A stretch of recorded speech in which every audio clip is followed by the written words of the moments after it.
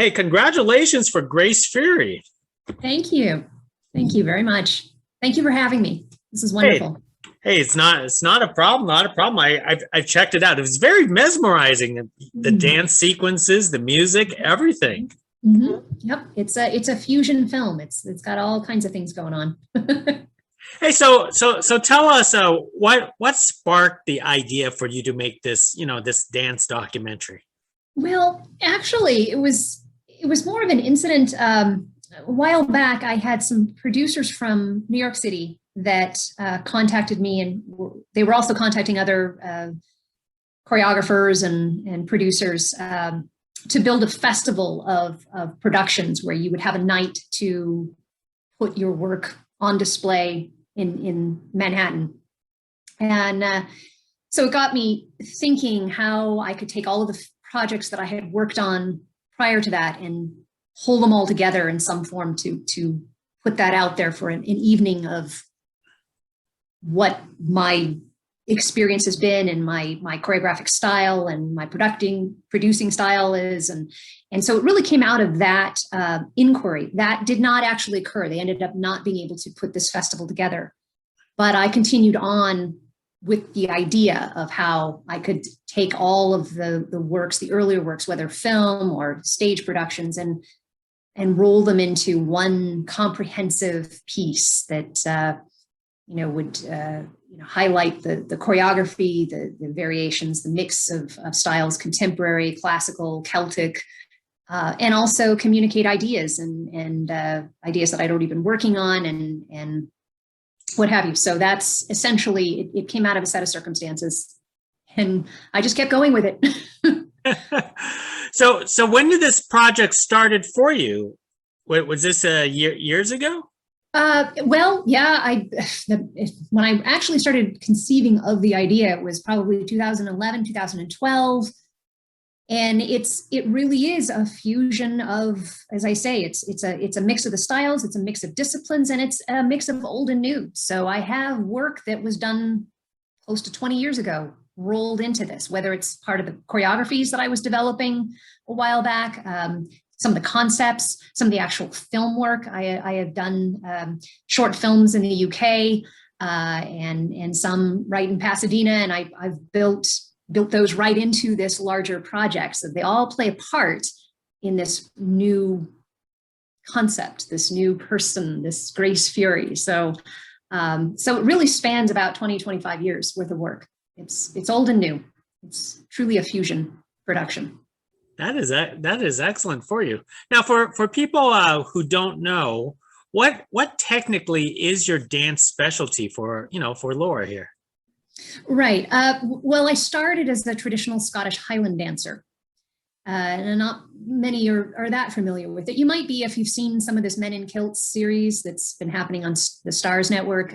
That channel I know has been running a travel series that has highlighted some of what Highland dancing is in Scotland. But yeah, there's this thing called the Scottish Highland Games that are a part of the American culture. It's a subculture, but you have these festivals all over this nation as well as Canada that basically celebrate their Scottish heritage by joining and coming to these festivals where you have heavy athletic events going on, you have dancing, you have pipe band competitions, you have all kinds of foods and concerts and things happening. And they're, as I say, they're all over the nation. And so I was born into that tradition. My parents had already started with that. And my dad was a competitive athlete in the Scottish games. He would caber toss and he would do the stone put and the hammer throw and all of those events. And I was already drawn to dance at a very, very early age. Don't know why, but that's just how it happened. And so I found my way always over to the dancing side of it. And so they started lessons when I was about six, 7 is when I started Highland dance. And that really took over for a long time. That was really through most of my formative, impressionable years. It was all Highland dancing, and I was traveling to compete in national championships and traveled to Scotland about 4 times for world championships. And it's a very competitive sport dance, if you will. And then I eventually found my way out of that and moved back to where I think I was rooted from my earliest days, which was ballet. So I very quickly switched gears and and joined a ballet company. And so then I moved out of that, and this was a merger. This project and all of my projects have been a merger of the techniques of classical, Celtic, as well as contemporary. That's part of the classical training nowadays. And so, yeah, it's a fusion of styles, certainly. So. Well, I do have to hand it to your skill and talent. I didn't even know that this Scottish Highland was even a competition, because I think I read your bio. You were like a 6-time, was it U.S. national champion? Yep. That is amazing. I mean, friends tell me about these competitions, and sometimes I'll be like, who tosses a telephone pole? I mean. Yes. Well, some do. Yes, most definitely. My dad was very, very enthralled with that whole thing. So it was always an experience. A lot of fun. But yeah. So when you got to fuse all these dance stuff, so this is all the dance stuff here is from all your experiences and from you, right? Right. My training, where the bulk of my training, my exposures, right. I have stayed within the zones that I have mastery and incredible expertise in, and I'm building from that. So it's not that I'm not moving away from that, because I really am. By blending, you're kind of breaking all the rules anyways. But but those are my major influences, I should say. Those are the primary influences where I'm coming from. And contemporary is a huge category. And I do have a lot of training in that. And certainly, as I said, Ballet Arizona was a very contemporary ballet company. So we were mixing it up between doing the usual Nutcracker, but then we would also, bring in the Paul Taylor, choreographies and whatnot that were clearly contemporary modern. So it was blend right there. That company was blending things. So it was, my influence is sort of all over the place. Could you tell us more about the company that you actually use it for, the dance company that you actually used for your film? For Grace Fury? Well, it's really my own. I mean, I collected these dancers from New York City and Los Angeles just through a series of auditions. Every project that I have worked with, or worked on, I have included different dancers depending upon where I'm at, where that project is being done.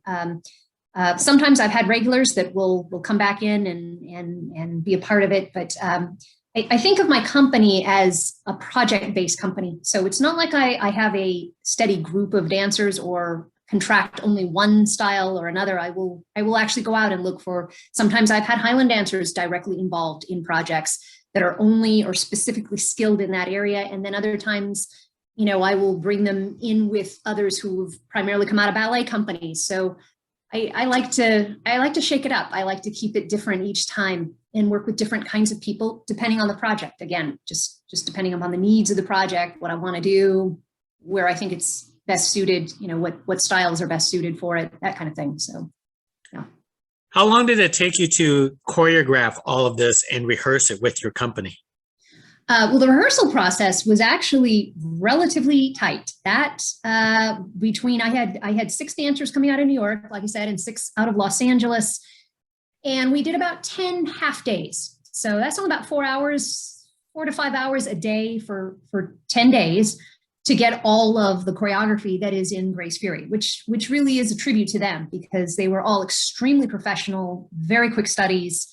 Time is money, so you have to be able to be a very fast learner when it comes to this sort of thing. When you're dealing with independent budgets, you don't always have the option of spreading it out over a long rehearsal period. So in terms of choreographing, like I said, some of these choreographies were fresh and new, and others were actually bits and pieces of things I had done maybe even 20 years ago or 10 years ago, where I've taken and incorporated and kept growing with some of that choreography. So it's really hard to pinpoint exactly. Some of it is quite old, some of it is brand new, fresh, and I've merged those worlds, old and new. It's very much of an evolved piece. I like to think of it as sort of marking my evolution to this point, where I'm at. So. I'm always curious on the idea of directing yourself on a production like this. Was that challenging, or was that pretty easy for yourself? To direct yourself, it's actually really, really challenging. It's one thing that I have learned over the years. It never gets really easier either. When you're trying to be on stage and do things and focus on everything you need to be for a performance, but at the same time, you're having to switch gears constantly and look at yourself and look at others. Obviously, you're looking at the whole picture, right? You're looking at everybody. And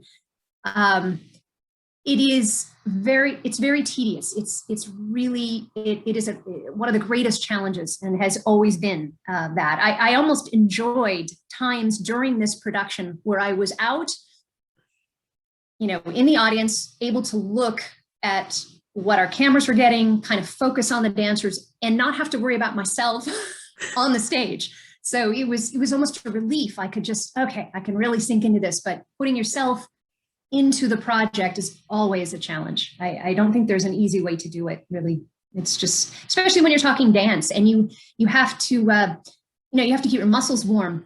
You can't spend too much time, because yourself, your body has to maintain some degree of heat to keep going, and for this sort of aerobic style, it just adds challenge. Absolutely.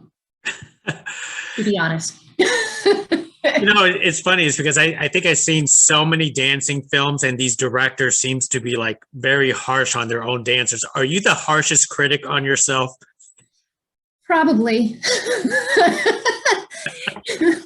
Probably. I think we all are to an extent.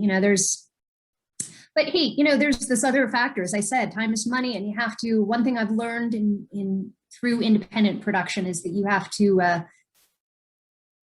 There's a degree of compromise. You have to decide, okay, I want this. You try to get it as close to the vision that you have, but you also have to understand that you can end up tying yourself down too much in one area and then lose the rest of the picture. So everything has to move relative to what you have to work with, and how much time you have, and where your budget is, and what have you. So it's one thing that makes, when you do this on your own, you discover all those things you didn't know, that while working with a dance company or on a film shoot for which you don't have that direct connect to the actual timeline and all of the factors that weigh in, you have to learn to move and get it as best you can, get it as close. That's why I said fast studies are a premium. That people that can get it fast, move forward and nail it, it's really important. It's a huge help.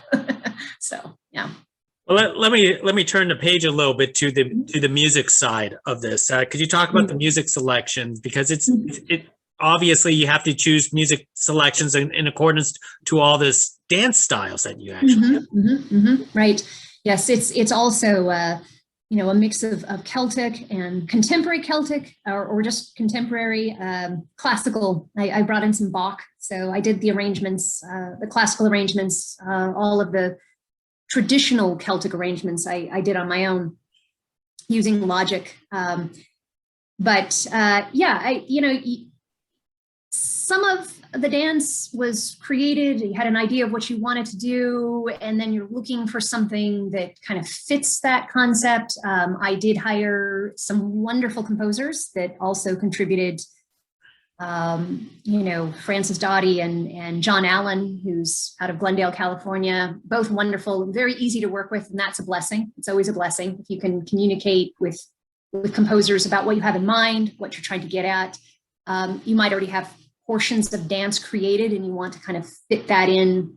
They really were very astute, very, very keen observers, and it was wonderful to work with them. But I wanted it to be a blend of all three styles, because again, that's reflective of my whole background and experience, and how to merge some of those styles together. And I allowed Bach to kind of stand out. I love Bach. There is a tie-in to Bach and the Baroque and Celtic music. There's quite a bit of a connection in those musical forms. So I just kind of had fun with dancing to Bach. It's just kind of cool and working with that. So yeah, again, it's a mix. It's a mix of styles, a fusion going on all the way. Excellent. Yeah. And tell me about the poetic narration that you input throughout the entire movie, because I feel like it was like a sort of like a personal perspective from yourself. It is most definitely. I mean, Grace Fury is a story of sorts, but it's very much through movement, obviously, of body, but also in thought and feeling. And what I'm doing Grace Fury is moving through the light and the dark sides of the various elements that have made up my journey. So, the traditions, the passions, the curiosities, the discipline, the dreams. There's light and dark. They empower, but they also have frustrated over time, and takes us all the way to the stars. And that's where I find my peace and purpose with this particular path, or this road less traveled. A lot of what's there is actual things that I've pulled from journals, communicating somewhat mysteriously. I kind of like to leave it that way. There's definitely, there's method in my badness. There's form, there's reasons why I'm saying what I am. And I'm also trying to communicate frustrations with, humans in any of these particular circles, whether it's traditional circles or circles of our own making, the ventures, the small films that I've worked on and other projects that I've worked on, plus larger social concerns that I have. So I kind of roll all of those challenges, to the making of art, trying to be artistic, trying to say something. I try to roll that in, but I didn't want to do it in a way that was just the standard documentary, kind of letting it all out and getting into the nitty gritty. I wanted to be a little bit more, let's leave some of it as mystery. Let's make it engaging. Let's play on words a bit. I chose a little bit more of an artful approach to it, I think, but, and that's the whole idea. So I was trying to be a bit different with that side of it. So, well, I think that was a good personal touch for yourself. Thank and you. I also want to commend the fact that you also included, I want to say, the behind the scenes, Yes. that type of thing. I thought that was also enthralling, because some of us, when we watch these things, we don't know what actually goes on, when afterwards. Right. And that was the whole idea. I mean, that portion of it was never in any of the film festivals. So that is brand new to the public. That will be part of this release as the fresh part of it. I really wanted to incorporate that and kind of just, okay, past the aesthetic core. Now let's get to the, here's what it really looks like in my room in a house where I'm trying to work on choreography amongst, my furry friends, and, all of the conversations that you have on site and with the crew. And I think people love it. And I think it's important to include that as well. I agree. I think it's another level of showing how much work goes into it, and all the personalities involved. And So your dance room actually is just an empty room, right? Oh yeah, it's my front room with no furniture. That's my studio. It's real inspiring. No, I was afraid to be like, oh, that's my apartment. I'm on the second floor, because that would be horrible for any neighbor. It would. No, that's just one room, but it's tiny, but I've made it work over the years. It's not exciting to look at. So I'm trying to get better at, I need to paint the walls and do things too, but I just haven't gotten there. And I just, so. Okay. Well, eventually, right? You'll put a big mirror, Right. all that kind of stuff. Right. Figure out how to get your fur babies not to come into the room. That's right. Yes, because it's open and they would just come in, and and those were the best. I mean, there were other takes, and I was like, wow, they really wanted to have a part in the whole thing. So yeah, you could tell. I would be so terrified to be dancing around with the fur babies all over the place. Yeah, you got to be careful. That's for sure. But I don't know. They seem to enjoy the risk. As long as I wasn't going too crazy, I felt like, it's okay. You can only, trying to get them to move out of there. It's past a certain point. You just got to go with it and figure, well, I'll just dance around them. Well, it's excellent. Well, Laura, let me ask you one final question about your film here. When audiences have a chance to watch Grace Fury, what is the one most important take that you hope that they walk away with? Well, That's a huge question, because I see Grace Fury as, as her being and her purpose is it's greater than the sum of her parts.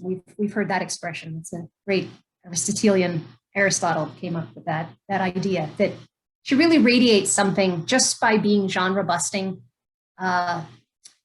We right now we're faced with an awful lot of attempts to box us in and to put us in categories, and we've got a certain sort of top-down concept of formulas that I know, certainly going through the film festival process and talking to distributors, it's very frustrating. It really truly is for an artist, where I think art is all about synthesizing and integrating and bringing things together, blend, blur, do a little of this, a little of that, you change it, but that is not how, in many cases, our structure, what we're seeing regularly, how it's operating. And so there are a lot of barriers to artists being artists. It's almost like you have to ask for permission to actually be an artist and try different things, or you have to have the blessings of huge industry, or you have to have A-list actors, or that sort. And so I feel like Grace Fury, really, I hope that people will see that, she's real.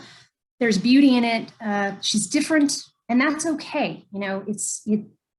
To be frustrated maybe at times with it, or to have her engage your thoughts in a certain direction and not always be clear, not always be certain of what that mystery is, and to go with that. Her whole idea is to get people to go with the flow, and that's that meditative process of just letting her reach your heart and mind. And as I say, so much of where we're at right now doesn't allow for that. And so she's my activism, and I want people to see that and see it in others too, because I know there are other artists doing the same things and having the same frustrations and struggles, but to see her as, she's expression, and we should all be interested in learning about each other and being open and more tolerant of each other. And art can lead the way in this way, as long as it's not obstructed and kept from providing that kind of expressive openness. That, as I say, I'm running into enough instances and examples where you're just pretty much told that there's no room for what you're doing. It has to be brought to a certain level of understanding. As I say, I've had distributors say, well, we're only marketing to 8-year-old brains. We're not, you have to conform. You can't do this cross-genre stuff. It's not going to work. We're not going to, no one's going to go for that unless you have an A-list actor on your side, or happens to be a part of it, or you get the blessing of industry. And so it's sort of saying that we can't have that freedom and ambition to be artists. We're bound to some other factors that is just antithetical to being artists and being artistic and expressive. And I think we need to see more variation. More things should be different. So I just hope people take away the fact that it is real, it's different, and there's whole reasons why we walk into museums and look at different types of paintings, and we go and see different works done in theaters, and why people would go and see Shakespeare, why you don't always have to understand every last detail, but we can appreciate it, and we can respect each other in that, and not say, oh well, gee, if it's not on television, it's not worth anything, or if it's not blessed by these people, it's not, so there's a fight in what she's saying, and I'm hoping people will respect that and give her a chance. That's great. Well, let me leave with one last question before I let you go, because obviously the past 12 to 13 months, the world has gone crazy with this pandemic. Yes. And so I want to know is, because as an artist yourself, as a performer who likes to perform in front of the public, how are you staying sane and creative during this entire time? Well, it is difficult because I think it's created tremendous complications for all of us. If we have parents, aging parents we're trying to take care of, and also make sure of neighbors, friends, people, it's been, well, frankly, devastating to a lot of us. But you do have to find that space and that time. In some ways, being bound to your home, I guess, does make you think you can go into, maybe you don't have as much distraction. I hate to say it, but it's almost like you can really sink into new ideas, and it's the only way. Maintain your own physical routines, exercise, and try to stay healthy, even if you're isolated. But yeah, it's been difficult, and you know, there's so much to worry about, and hopefully we're moving in the right direction out of it. I would hope, as more people become vaccinated, and you know, it's a bit scary though, because you know, we don't really know where it's going in the end. So it's but yeah, it just to be an artist and try to focus also on the beautiful in life, and keep thinking, keep, you know, building new projects. I've got new ideas in mind and things I want to work on. So I've taken the time to try to sink into that, while also being obviously very concerned about loved ones and friends and neighbors. And yeah, it's been really difficult. And then taking care of the, you know, I mean, it affects everything from, like we were talking about, the fur babies, you know, to curbside kitty care and doggy care, and all of the changes and the stress that creates, just trying to maintain their health and well-being during all of this. It's just, yeah, it's just had a huge impact on everyone. I just hope we'll be out of it soon. Hopefully soon. Well, Hopefully. Laura, hey, congratulations once again for Grace Fury. I think Thank it's you. very beautiful and personal. Thank you. You should do more of this. Oh, thanks so much. Thank you. Appreciate you having me. Thanks. It was a privilege. Thanks. Hey, not a problem. Next time. Bye. Take care. Bye-bye.